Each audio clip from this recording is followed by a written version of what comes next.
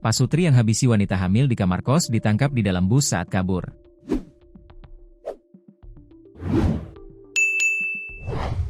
Kasus penemuan mayat perempuan di sebuah rumah kos di Gang Masjid, Jalan Duku Semar, Kelurahan Kecapi, Kecamatan Harjamukti, Kota Cirebon akhirnya terungkap. Polisi berhasil menangkap 2 orang pelaku yang diduga kuat terlibat dalam pembunuhan terhadap korban berinisial TA, 26. Kedua pelaku diketahui merupakan pasangan suami istri yang sempat mencoba melarikan diri ke arah Kabupaten Majalengka.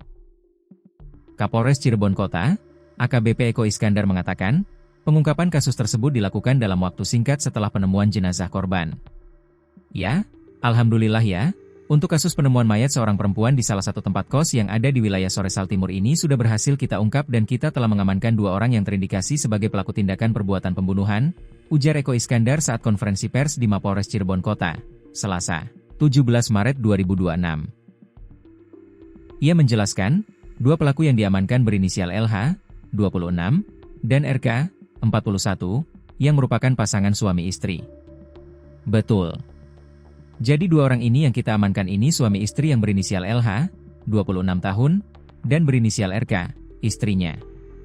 RK ini lebih tua, berusia 41 tahunnya, 41 tahun ke 42, ucapnya.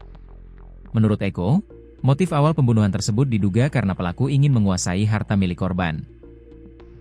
Pelaku diduga sengaja memesan jasa pijat panggilan melalui sebuah aplikasi agar korban datang ke kamar kos yang telah mereka siapkan. Memang untuk motifnya, ini setelah kita dalami, hasil pendalaman awalnya suami istri ini ingin menguasai harta dari korban dengan modus memesan pijat panggilan melalui salah satu aplikasi, jelas dia. Saat korban tiba di lokasi, situasi di dalam kamar ternyata sudah diatur oleh pelaku.